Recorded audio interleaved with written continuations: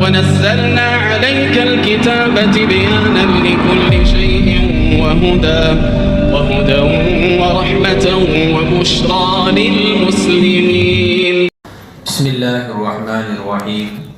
الحمد لله رب العالمين والصلاة والسلام على سيد الأنبياء والمرسلين محمد النبي الأمي وعلى آله وأصحابه وأتباعه وأزواجه وذرياته وأهل بيته وأهل طاعته أجمعين إلى يوم الدين. أما بعد، أعوذ بالله من الشيطان الرجيم. بسم الله الرحمن الرحيم. وقالوا اتخذ الله ولدا سبحانه بل له ما في السماوات والأرض كل له قانتون. اور اہل کتاب میں سے عیسائی اور نصارہ کہتے ہیں کہ اللہ نے اولاد بنائی ہے.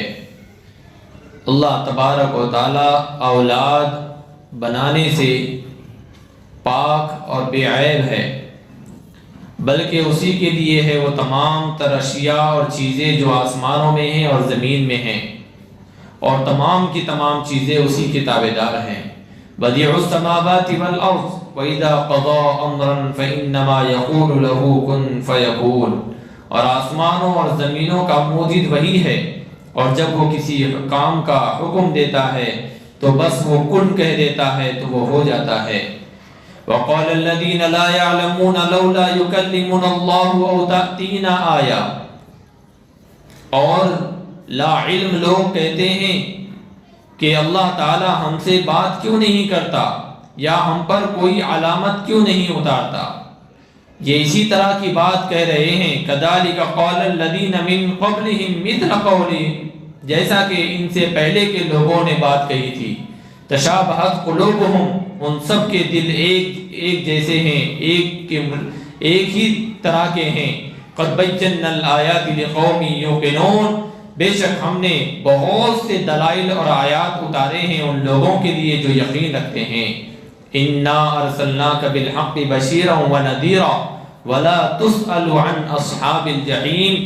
یقیناً ہم نے اے محمد صلی اللہ علیہ وسلم آپ کو حق دے کر رسول بنا کر بھیجا ہے تاکہ آپ خوشخبری بھی دے اور ڈرائے بھی، اور آپ سے جہنمیوں کے بارے میں پوچھا نہیں جائے گا.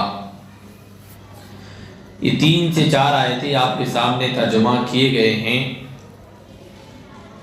گزشتہ کی آیات میں یہودیوں کی طرف سے کیا جانے والا اعتراض، عیسائیوں کی طرف سے کیا جانے والا اعتراض، اور مشرکین مکہ کی طرف سے کیا جانے والا اعتراض، ساتھ ہی ان تینوں کی طرف سے اللہ تبارک و تعالیٰ کے اولاد، اللہ تبارک و تعالیٰ کے کو انسان کے تابع مشابہ قرار دینا، اس سارے کے سارے جوابات آپ کو گزشتہ کل دیے گئے ہیں کہ یہودیوں نے عزیر کو اللہ کا بیٹا بنایا، عیسائیوں نے حضرت عیسیٰ علیہ السلام کو اللہ کا بیٹا بنایا، اور مشرکین مکہ نے فرشتوں کو اللہ کی بیٹیاں بنایا.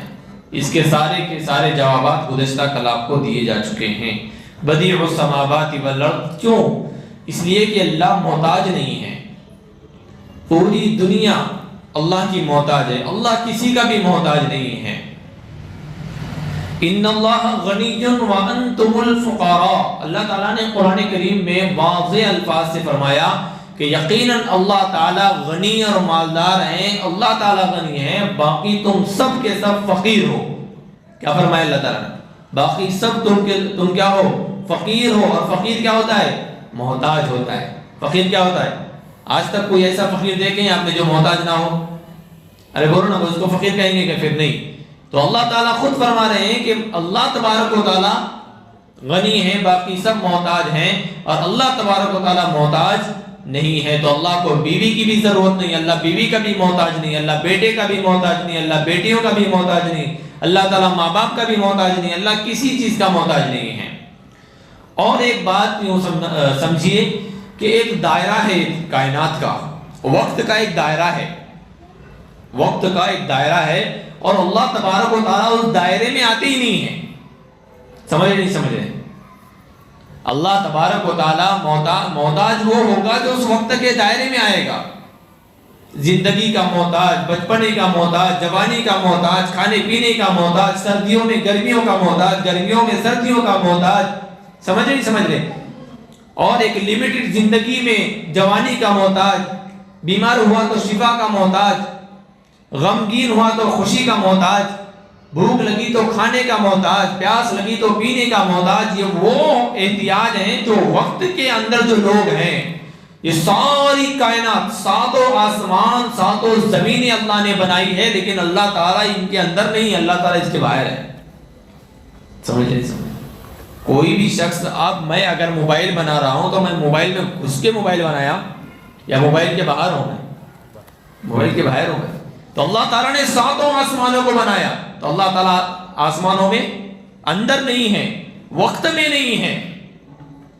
جو وقت میں ہوگا وہ محتاج ہوگا، جو وقت کے باہر ہے اس کو محتاج، احتیاج اور چیز کی ضرورت ہی نہیں ہے، وہ کسی شے کا محتاج نہیں ہوگا۔ بدیع السماوات والارض، وہ موجود ہی ہے، اس نے بنیاد ہی ڈالی ہے زمینوں کی، آسمانوں کی، تو وہ کسی چیز کا کیوں محتاج ہوگا؟ آسمان بنانے والا ہی اللہ ہے، زمین بنانے والا ہی اللہ ہے، زمین پر جتنی مخلوقات اللہ نے بنائی ہے، اللہ تعالیٰ محتاج نہیں ہے کسی شے کا۔ اور اللہ تبارک و تعالیٰ کو جب کوئی حکم، کوئی چیز کرنا ہوتا ہے، کوئی فیصلہ کرتے ہیں تو کن فیکون، صرف کن کہہ دیتے ہیں، ہو جا، تو وہ چیز کیا ہو جاتی ہے؟ وہ کیا چیز ہو جاتی ہے؟ اللہ تبارک و تعالیٰ کو، اللہ تعالیٰ کسی سبب کے بھی محتاج نہیں ہے، یہاں تک کہ اللہ تعالیٰ لفظ کن کے بھی محتاج نہیں ہے۔ ایسا نہیں کہ کن بولیں گے تو ہی کام ہوگا، کھل جا سم بولیں گے تو کھل گیا دروازہ، ورنہ نہیں، ایسا نہیں ہے یہ کہ لفظ کن ہی کہا تو ہی اللہ تعالیٰ کا کام ہوگا، نعوذ باللہ، ورنہ نہیں ہوگا۔ اللہ تعالیٰ لفظ کن کے بھی محتاج نہیں ہے، یہ تو انسانیت کو سمجھانے کے لیے کہ کھٹکا دبائے تو پورا فوراً کام ہو جاتا ہے، سگنیچر کرے تو پورا کام ہو جاتا ہے، تو مطلب یہ کہ سگنیچر ایک کوئی نہ کوئی ایک شے ہے، یعنی ہو جا تو ہو جاتا ہے، بس اللہ تعالیٰ۔ لیکن اللہ تعالیٰ تو لفظ ہو جا کے بھی محتاج نہیں ہے، یہ بات یاد رکھے۔ وقال الذين لا يعلمون لولا يكلمنا الله أو تأتينا آية كذلك قال الذين من قبلهم مثل قولهم تشابهت قلوبهم قد بينا الآيات لقوم يوقنون۔ اب یہاں پر پھر سے ایک اعتراض، یہودیوں کو، مشرکین مکہ کو، نصارہ کو، قرآن پر، مسلمانوں پر اعتراض کے علاوہ کچھ کام ہی نہیں ہے۔ سمجھ رہے؟ ایک اعتراض انہوں نے یہ کیا، ہم یہ رسول کو کیوں مانیں؟ اگر اللہ تعالیٰ کو ہمیں آرڈر ہی دینا تھا، ہمیں احکامات ہی دینے تھے، تو ڈائریکٹ اللہ تعالیٰ ہم سے ہی بات کر دینا۔ سمجھے؟ ڈائریکٹ اللہ تعالیٰ کیا کرتے؟ لولا یکلمون اللہ تعالیٰ ڈائریکٹ ہم سے ہی کلام کرتے، بات کرتے کہ تم ایسا کرو، تو ہم کر جاتے، نبی کو کیوں بھیجے؟ سمجھ لیں، پہلا اعتراض۔ اب اس اعتراض میں بھی کئی اعتراض ہیں۔ ان کا اعتراض یہ تھا کہ اگر اللہ تعالیٰ ڈائریکٹ بات نہیں کرتے تو جیسا اللہ تعالیٰ ڈائریکٹ فرشتوں کو آرڈر دیتے ہیں ویسا ہمیں آرڈر دیتے، یا اگر فرشتے کے ذریعے فرشتوں کی طرح آرڈر نہ دیتے تو جیسے کوئی فرشتہ ہمارے پاس، جیسے فرشتہ ان کے پاس بھیج رہے ہیں ویسا کوئی فرشتہ ہمارے پاس بھیج دیتے تو ہم ٹھیک ہے، ہاں بھائی فرشتہ آیا تھا ہمارے پاس تو ہم کر لیتے۔ یا پھر ایسا کہتے کہ اللہ تعالیٰ خود ہم سے کہتے کہ یہ محمد بن عبداللہ صلی اللہ علیہ وسلم یہ رسول ہیں، میں رسول بنا کر بھیجا ہوں، تم ان کو مانو۔ تو ایسا بھی اگر اللہ تعالیٰ ہم سے کہتے تو ہم ان کو رسول مانتے، ان کی اتباع کرتے۔ یہ سارے اعتراضات ان کے دماغ میں گھومنے لگے، سمجھے نہیں سمجھے؟ وَقَالَ الَّذِينَ لَا يَعْلَمُونَ، اللہ تعالیٰ نے ان کے اعتراض کو ذکر کرتے وقت ہی فرمایا کہ یہ جاہل ہے۔ کیا ہے یہ؟ اس لیے فرمایا اللہ تعالیٰ نے، وہ لوگ جن کو کچھ علم نہیں ہے وہ کہتے ہیں کہ اللہ تعالیٰ اگر اللہ تعالیٰ ہم سے ہی بات کرتے یا ہم پر کوئی آیت اتارتے تو ہم نبی کو مانتے۔ کون کہہ رہے ہیں؟ جن کو خود کو علم، یعنی جو خود جاہل ہیں۔ جاہل کی دو قسمیں ہوتی ہیں، کتنی قسمیں ہوتی ہیں؟ دو طرح کے جاہل ہوتے ہیں، ایک پڑھا لکھا جاہل، ایک ان پڑھ جاہل۔ کیا ہوتا ہے؟ ایک پڑھا لکھا جاہل اور ایک ان پڑھ جاہل۔ ان پڑھ تو جاہل ہوتا ہے ہی، اس کو جاہل ہی کہیں گے، لیکن ایک پڑھا لکھا جاہل بھی ہوتا ہے۔ پڑھے لکھے جاہل کی دو قسمیں ہوتی ہیں، دو طرح کے پڑھے لکھے جاہل ہوتے ہیں۔ کتنے طرح کے؟ دو۔ پہلا جو پڑھا لکھا جاہل ہوتا ہے اس کو اپنے پڑھے لکھے پر ہی اعتماد ہوتا ہے، اس کے علاوہ کسی پہ اعتماد نہیں کرتا ہو۔ سمجھے نہیں سمجھے؟ یہ پڑھا لکھا ایک جو جاہل ہوتا ہے، یعنی جو میں پڑھا ہوں وہی صحیح، جو تو پڑھا ہے وہ صحیح نہیں ہے نا بھائی؟ ہمارے شہر لاتور کے اندر بھی آج کل وہی پڑھے لکھے جاہل ذرا اپنے کیا کر رہے ہیں، کام کر رہے ہیں دیکھا دیکھی۔ تو کچھ پڑھے لکھے جاہل ایسے ہوتے ہیں کہ ان کو کسی کا ماننا نہیں ہوتا ہے، ان کو ہم جو بولے وہ صحیح، تمہارا سب غلط، چاہے پھر تم قرآن سے بولو کہ حدیث سے بولو کہ جبریل کو لاؤ کہ پھر میکائیل کو لاؤ، لیکن تم غلط ہیں۔ کیوں؟ کیونکہ ہم نے وہ نہیں پڑھے۔ ایک پڑھا لکھا جاہل یہ ہوتا ہے، اور ایک ہوتا ہے ہٹ درم پڑھا لکھا جاہل۔ اس کے سامنے آپ دلیل بھی پیش کیجئے، اس کے سامنے قرآن بھی پیش کیجئے، اس کے سامنے آیات بھی پیش کیجئے، اس کے سامنے 100 مل کر بھی اس کے سامنے جا کر بولیں گے، وہ کہے گا مجھے تمہاری بات ماننا نہیں ہے۔ ہٹ درم پڑھا لکھا جاہل ایک یہ بھی قسم ہے کہ وہ ہٹ درم ہوتا ہے، وہ اپنے علاوہ کسی کو پڑھا لکھا تسلیم نہیں کرتا۔ یہاں پر جو لا یعلمون اللہ نے فرمایا ہے، ذرا غور کریں آپ، اس میں یہود و نصارہ بھی تھے جن پر کتابیں اتری تھی، وہ پڑھے لکھے تھے کہ نہیں تھے؟ اس وقت مشرکین مکہ کے سامنے سب سے بڑے پڑھے لکھے جانے والے، سمجھے جانے والے لوگ یہی تھے، اہل کتاب یہود و نصارہ، اور انہی کی طرف سے اعتراضات ہیں مشرکین کی طرف سے۔ کچھ مشرکین یہ اعتراض کر رہے ہیں، کچھ یہودی اعتراض کر رہے ہیں، کچھ عیسائی اعتراض کر رہے ہیں کہ ڈائریکٹ ہم سے کیوں کلام نہیں کرے اللہ تعالیٰ؟ تو اللہ تعالیٰ نے کیا فرمایا؟ او تأتینا آیا۔ دوسرا اعتراض کیا کہ انہوں نے، یا ہم پر کوئی علامت اترتی، کوئی دلیل ہمارے سامنے آتی، کوئی نشانی اللہ تعالیٰ ہمیں بتاتے تو ہم کیا کرتے؟ مان لیتے، اتباع کر لیتے۔ کذالک قال الذین من قبلہم مثل قولہم۔ اللہ تعالیٰ نے کیا فرمایا کہ اسی طرح یہ لوگ اسی طرح بات کر رہے ہیں جیسے ان سے پہلے لوگوں نے بھی اسی طرح سے بات کی تھی۔ کیا فرما رہے ہیں کہ بھئی یہ تم جو بات کر رہے ہو نا، یہ جو انداز، جو الفاظ تم استعمال کر رہے ہو، یہ نئے نہیں ہیں، یہ تو تمہارے سے پہلے جو تمہارے پہلے پروج تھے، جو ہٹ دھرم تھے، ان لوگوں نے بھی اعتراض کیا تھا کہ ڈائریکٹ ہم سے کلام کیوں نہیں ہوا، ڈائریکٹ ہم پر کیوں نہیں اتارا گیا، کوئی فرشتہ ہمارے پاس کیوں نہیں آیا۔ یہ تم سے پہلے تمہارے پروجوں نے بھی اعتراض کیے تھے، مطلب گرچہ کافر تم انہوں بھی تھے، تم بھی ہو، لیکن تمہارے میں کوئی نسبی رشتہ گرچہ نہ ہو، لیکن جو کفر کا، ضلالت کا جو انبار ان میں تھا وہ بھی وہ تمہارے اندر بھی ہے، تبھی تو ان جیسے سوالات تمہارے دماغ میں بھی آ گئے۔ اللہ تبارک و تعالی اپنے تمام تر بندوں میں سے جسے چاہتے ہیں نبوت کے لیے، رسالت کے لیے منتخب کرتے ہیں، یہ اللہ کا فیصلہ ہے۔ ثم اورثنا الکتاب الذین اصطفینا من عبادنا، اللہ تعالیٰ اپنے کتاب کے لیے اپنے بندوں میں سے جسے چاہے منتخب کرتے ہیں۔ تلک الرسل فضلنا بعضهم علی بعض، اللہ تبارک و تعالیٰ نے رسولوں کو اور انبیاء کے درمیان بھی فضیلت رکھی ہے، یہ بعض انبیاء کو بعض انبیاء پر فضیلت ہے، بعض نبیوں کو دوسرے نبیوں پر فضیلت ہے نہیں ہے بھائی؟ کچھ رسولوں کو دوسرے رسولوں پر فضیلت ہے، یعنی وہ ذرا بڑے، حضرت ابراہیم علیہ السلام کا مقام انبیاء میں بہت افضل ہے، خود پیارے آقا صلی اللہ علیہ وسلم سارے نبیوں میں اعلیٰ مقام آپ صلی اللہ علیہ وسلم کا ہے۔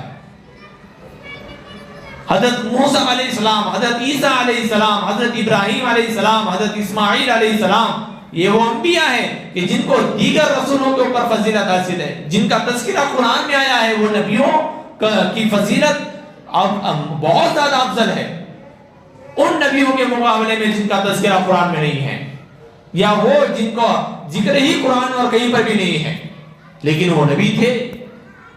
وہ نبی تھے، وہ رسول تھے، لیکن ان کا وہ مقام نہیں ہے جیسے حضرت ابراہیم علیہ السلام کا، حضرت اسماعیل علیہ السلام کا، حضرت یعقوب علیہ السلام کا، حضرت موسیٰ علیہ السلام کا ہے۔ تو یہ جو فضیلتیں اور برتریاں اور یہ جو چناؤ ہے کہ بھئی میری کتاب کے لیے کس کو نبوت دینا ہے، کس کو رسول بنانا ہے، کس پر فرشتے کو اتارنا ہے، کس سے ڈائریکٹ کلام کرنا ہے، یہ اللہ تبارک و تعالیٰ خود طے کریں گے نا۔ موسیٰ علیہ السلام کلیم اللہ تھے، کیونکہ ڈائریکٹ موسیٰ علیہ السلام کو یہ فضیلت حاصل تھی کہ کچھ بھی ہوتا فوراً اللہ سے ہم کلام ہوتے، بات کرتے، ڈائریکٹ بات کرتے۔ اللہ تعالیٰ نے ان کا انتخاب کیا تھا کلیم اللہ کے لیے، یعنی کلام کرنے کے لیے۔ دیگر انبیاء کو بھی اللہ تعالیٰ نے کلام کیا، لیکن جس انداز سے موسیٰ علیہ السلام سے کلام کیا اس انداز سے دوسرے پیغمبروں سے بات نہیں کی۔ حضرت عیسیٰ علیہ السلام کو جو معجزات دیے وہ الگ تھے حضرت موسیٰ علیہ السلام کے مقابلے میں۔ حضرت موسیٰ علیہ السلام کو جو معجزات دیے وہ حضرت یعقوب علیہ السلام کے مقابلے میں الگ تھے۔ ارے نہیں تھے، نہیں۔ تو یہ جو تفاوت ہے اور یہ جو فضیلت اور برتری ہے اور یہ جو چناؤ ہے یہ اللہ کا فیصلہ ہے۔ تو اللہ تبارک، تم تو آلریڈی کافر ہو۔ جنہوں نے اعتراض کیا تھا تو کافر کو نبی کیسے بنایا جائے؟ لولا یکلمنا اللہ، ان کا یہ اعتراض کہ اللہ ہم سے بات کرتے یا ہم پر کوئی آیت اتارتے۔ اللہ تعالیٰ آگے فرما رہے ہیں کہ یہ انہی جیسی بات کر رہے ہیں جیسے ان سے پہلے ان کے پوروجوں نے اور ان کے جو لوگ تھے انہوں نے کی تھی۔ قد بینا الآیات لقوم یوقنون، بے شک ہم نے بہت سی علامات اور آیات اتاری ہیں اس قوم کے لیے جو یقین رکھتے ہیں۔ ان کا دوسرا سوال کیا تھا؟ ہم پر کوئی علامت اتارتے؟ تو اللہ تعالیٰ نے حضرت محمد مصطفیٰ صلی اللہ علیہ وسلم کے ذریعے کتنی علامات ان کے سامنے واضح رکھی۔ آپ صلی اللہ علیہ وسلم راستہ چلتے تو درخت آپ کو سلام فرماتے، کیا کرتے؟ سلام کرتے نہیں کرتے؟ آپ کی مٹھی کے اندر پتھر اور کنکر کلمے پڑھ رہے ہیں، یہ معجزات ہیں۔ آپ صلی اللہ علیہ وسلم کے ذریعے سے چاند کے 2 ٹکڑے کر رہے ہیں، یہ کیوں کون دیکھ رہا ہے؟ یہ آپ صلی اللہ علیہ وسلم جانور سے بات کر رہے ہیں۔ یہ سارے معجزات اور یہ علامات تمہیں سمجھ میں نہیں آ رہی؟ کہ دکھائی نہیں دے رہی تھی کہ تم ایمان نہیں لا رہے؟ تم ایک علامت کہہ رہے ہیں، آیت کہہ رہے ہیں، او تأتینا آیت۔ اللہ تعالیٰ کیا کرے؟ قد بینا الآیات، آیت نہیں، آیات، بہت سی علامتیں ہم نے اور بہت سی نشانیاں ہم نے کیا کرے محمد صلی اللہ علیہ وسلم پر اتاری ہیں۔ لیکن ان لوگوں کے لیے جو یقین رکھتے ہیں ان کو یہ تو آیات کی بھی ضرورت نہیں تھی، وہ تو بغیر یقین کے بھی، بغیر آیات کے بھی یقین رکھتے ہیں۔ لیکن ہم نے ان کے لیے آیات اتاری، علامات اتارے، معجزات اتارے۔ قرآن سب سے بڑا معجزہ تھا کہ جس سے ظلمت اور تاریکی چھڑ گئی۔ عربستان کے اندر جہاں پر زندہ بچیوں کو درگور کیا جاتا تھا، جہاں پر عزتوں کو پامال کیا جاتا تھا، جہاں پر خواہشات کے نام پر کئی سالوں تک اپنی چھوٹے مسئلے کو لے کر کئی سالوں تک کئی خاندانوں میں خون ریزی کی جنگ ہوا کرتی تھی۔ ایک چھوٹے کو مسئلے لے کر لوگ ہزاروں کو قتل کرتے تھے۔ لیکن جب قرآن آیا، جب پیارے آقا صلی اللہ علیہ وسلم کو اللہ تعالیٰ نے مبعوث فرمایا تو اس وقت یہ اندھیریاں چھڑ گئی، یہ تاریکی، ظلمت، یہ سب کچھ چھڑ گیا۔ اور ایسے لوگ جو ایک وقت میں ظلم اور بربریت سے جانے جاتے تھے، دنیا کے اندر بہادر قوم شمار ہونے لگی اور دنیا کے اندر اعلیٰ نمبر پر ان کو مانا جانے لگا اور ان کے نام لیے جانے لگے۔ ابو بکر، عمر، عثمان، علی، کیسے صحابہ تھے کہ جن کا اسلام سے کوئی تصور نہیں تھا، لیکن جب اسلام آیا تو ان کی صلاحیتوں کو ایسے اجاگر کیا کہ یہ لوگ آئیڈیل اور ماڈل بن گئے، اور جس کو اللہ تعالیٰ نے پوری کائنات کے لوگوں کے لیے نمونہ بنا دیا، نمونہ بنایا۔ یہ کب ہوا؟ پیارے آقا صلی اللہ علیہ وسلم کی آمد پر اور آپ کے اوپر اتارے جانے والے معجزات میں سے ایک معجزہ قرآن تھا، اس قرآن کی برکت سے ہوا۔ یہ ساری چیزیں تھی۔ اِنَّا أَرْسَلْنَاكَ بِالْحَقِّ بَشِيرًا وَنَذِيرًا، ہم نے آپ کو حق دے کر بھیجا ہے تاکہ آپ ایمان والوں کو خوشخبری سناؤ، اور جو ایمان نہیں لائے ان کو کیا کرو؟ عذاب اور وعیدوں سے ڈراؤ۔ وَلَا تُسْأَلُ عَنْ أَصْحَابِ الْجَحِيمِ، یہاں پر اس آیت کریمہ میں اللہ کے رسول صلی اللہ علیہ وسلم کو دلاسا دینا مقصود تھا۔ کیا دینا مقصود ہے؟ دلاسا دینا اور اطمینان دلانا مقصود تھا، یہ کہ اللہ کے رسول صلی اللہ علیہ وسلم کو اللہ تعالیٰ نے رسول بنا کر بھیجا۔ اللہ کے رسول صلی اللہ علیہ وسلم نے ایمان کی دعوت چلائی، کئی لوگ ایمان میں داخل ہو گئے، لیکن کئی لوگ ایمان میں داخل بھی نہیں ہو گئے۔ تو اللہ کے رسول صلی اللہ علیہ وسلم اندر اندر کوڑتے تھے، ایک ایک کے گھر پر جا جا کر کے کوڑیاں کھٹکھٹا کر کے ان کو اللہ کی طرف بلاتے رہے۔ اللہ کے رسول صلی اللہ علیہ وسلم نہ آندھی دیکھا، نہ طوفان دیکھا، نہ کوئی مصیبت دیکھی، نہ کوئی پریشانیاں دیکھی، ہر وقت جاتے رہے، سب کو اللہ کے دین کی طرف دعوت دیتے رہے، بلاتے رہے۔ ایسے وقت میں کئی لوگ ایمان میں داخل ہو گئے، لیکن کئی لوگ ایمان میں داخل نہیں ہو گئے، کئی خود کے اپنے ایمان میں داخل نہیں ہو گئے۔ تو اللہ کے رسول صلی اللہ علیہ وسلم اندر اندر تکلیف میں رہتے تھے، غم زدہ رہتے تھے، اندر اندر کوڑتے رہتے تھے۔ تو اللہ تعالیٰ نے اللہ کے رسول صلی اللہ علیہ وسلم سے فرمایا کہ ہم نے آپ کو رسول بنا کر بھیجا ہے اور آپ کو دونوں چیزیں دی ہیں، خوشخبری بھی سنائیے اور انہیں ڈرائیے بھی عذاب سے، جہنم سے، جہنم کی وعیدوں سے، قبر کی عذاب سے، اللہ کے خوف ان کے دل میں ڈالیے۔ تو سزا بھی سنائیے اور جنت کی بشارت بھی سنائیے، جنت کی وہ نعمتوں کا بھی تذکرہ کیجیے، خوشخبری بھی سنائیے ایمان والوں کو، اور کافروں کے لیے سزا بھی سنائیے۔ اور سنو وَلَا تُسْأَلُ عَنْ أَصْحَابِ الْجَحِيمِ۔ ایک گھر میں ایک باپ اپنے بچے کو یا ایک بڑا کسی چھوٹے کو کوئی کام دے دیتا ہے، جا یہ کام تک مجھ کو شام تک یہ کام کر کے آنا، نہیں تو دیکھنا۔ وہ چلا گیا کام کرنے کے لیے، لیکن کام تو 100% میں سے 70% ہوا، 30% نہیں ہوا، تو وہ گھبرانے لگ گیا۔ کیا کرنے لگ گیا؟ گھبرانے لگ گیا۔ کیسے کیسے گھبراتے آ رہا تھا تو اچانک فون آیا اس کا، اس بڑے کا یا باپ کا، بیٹا کیا ہوا؟ کہا کہ 70% ہی کام ہوا ہے، 30% کام نہیں ہوا ہے۔ ٹھیک ہے بیٹے، کوئی ٹینشن مت لے، کوئی پریشان مت ہو، تیرے 30% کے بارے میں تجھے کوئی سختی نہیں کی جائے گی، کوئی پریشان مت ہو۔ تو بتاؤ اس کو کتنا سکون ملے گا، ورنہ وہ تو گھبرا رہا تھا۔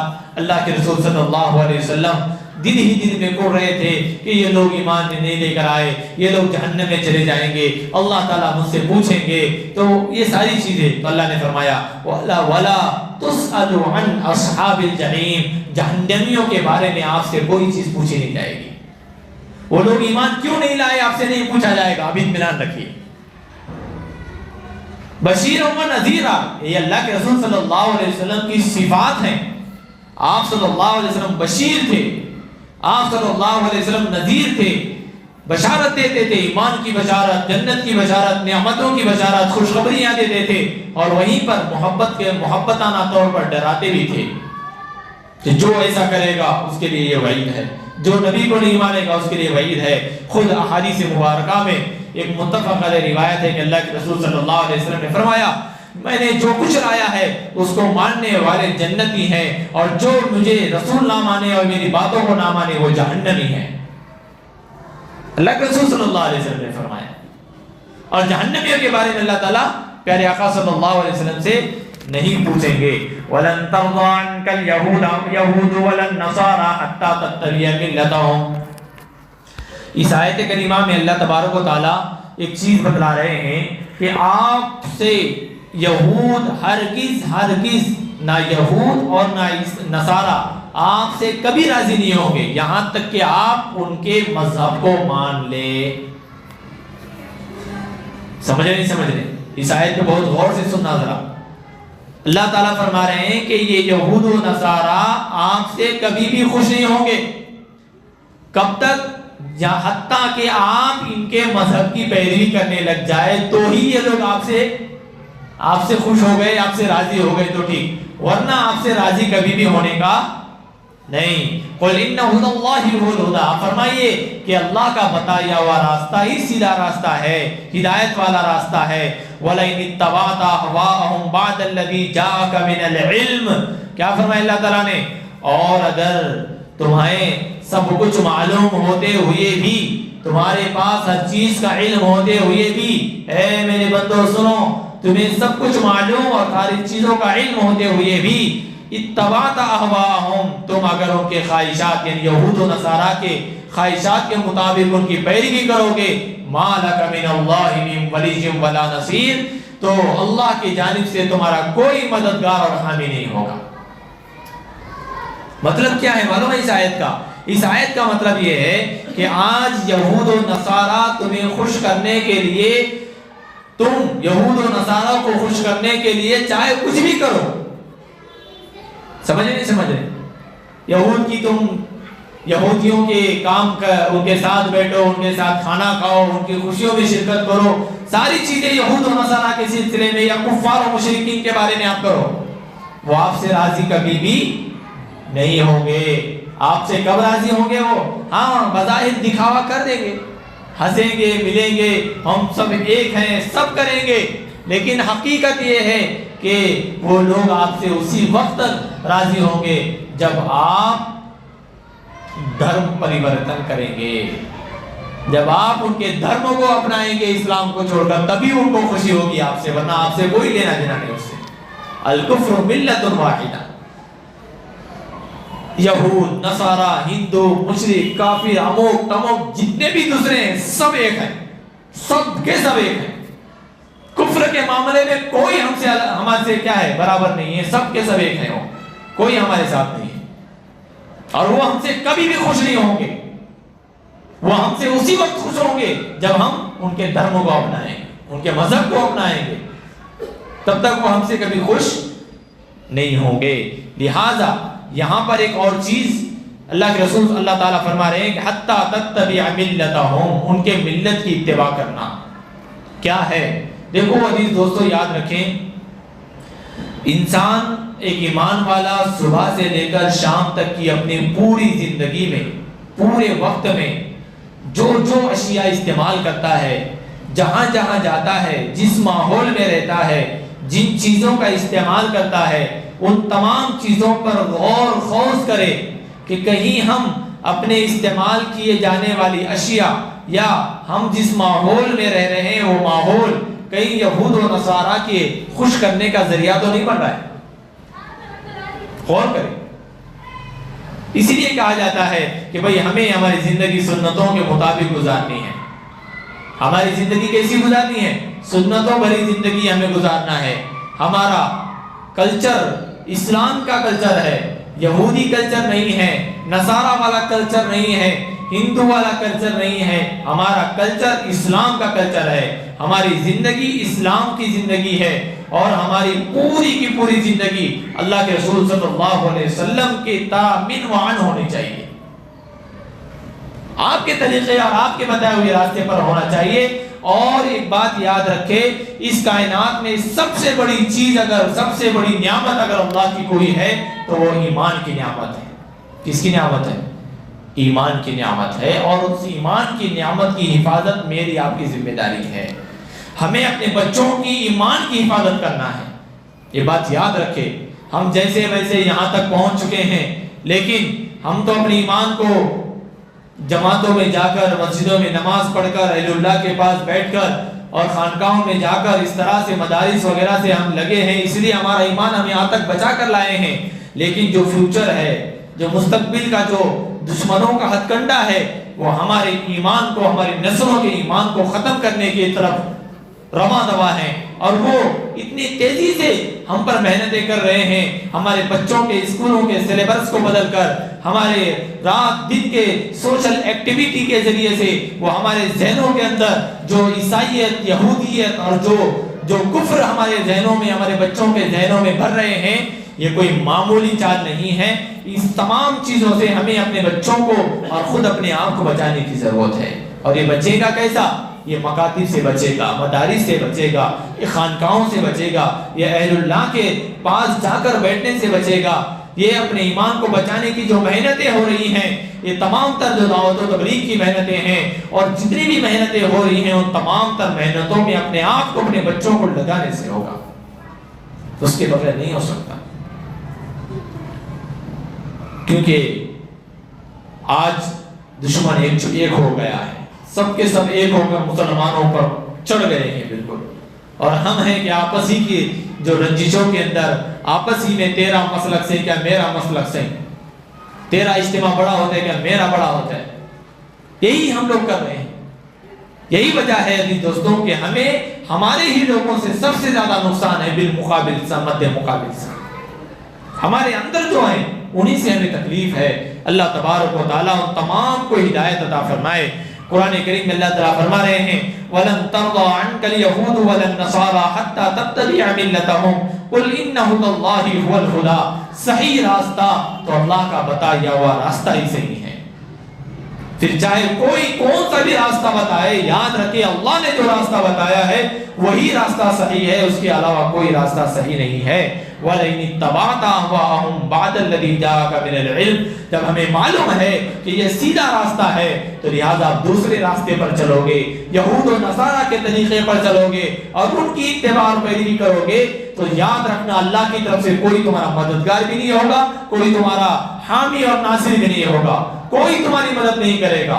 پھر اللہ تبارک و تعالیٰ کہیں گے تو دیکھ تیرا دشمن اور تو تیرا دیکھ، اللہ تعالیٰ کی طرف سے ذرہ برابر بھی مدد نہیں آئے گی۔ مَا لَكَ مِنَ اللَّهِ مِن وَلِيٍّ وَلَا نَصِيرٍ، اور یاد رکھے آدمی اخیر میں چاہے کہیں پر بھی جائے اللہ کی مدد کے بغیر نہیں رہ سکتا، اور آخر میں جو جس کی مدد کا آخری میں جو کسی کو اگر انتظار ہوتا ہے تو وہ اللہ کی مدد کا ہوتا ہے۔ تو اللہ تعالیٰ کہہ رہے ہیں کہ دنیا تو تمہاری مددگار ہو ہی نہیں سکتی، لیکن جو اللہ ہے وہ بھی تمہارا مددگار اسی وقت ہوگا۔ إِنَّ هُدَى اللَّهِ هُوَ الْهُدَىٰ، جب تم اللہ کے بتائے ہوئے راستے پر چلو گے، یہی تمہارے لیے مدد کا ذریعہ سبب بن سکتا ہے۔ جس دن تم اللہ کے راستے سے ہٹ جاؤ گے اور اپنے خواہشات کے مطابق یہود و نصارہ کی پیروی کرو گے تو سنو کہ اللہ کی طرف سے تمہارا کوئی حامی اور ناصر اور مددگار نہیں ہوگا۔ اللہ تبارک و تعالیٰ کئی سنی باتوں پر عمل کی توفیق عطا فرمائے۔ وآخر دعوانا الحمدللہ رب العالمین۔ بسم اللہ الرحمن الرحیم، اللہم صلی علی محمد وعلی آل محمد کما صلیت علی ابراہیم وعلی آل ابراہیم انک حمید مجید۔ ربنا ظلمنا انفسنا وإن لم تغفر لنا وترحمنا لنكونن من الخاسرین۔ اللہم انک عفو کریم تحب العفو فاعف عنا یا کریم۔ اللہم اشف مرضانا ومرضى المسلمین۔ وصلی اللہ تعالی علی خیر خلقہ محمد وعلی آلہ واصحابہ اجمعین، آمین برحمتک یا ارحم الراحمین۔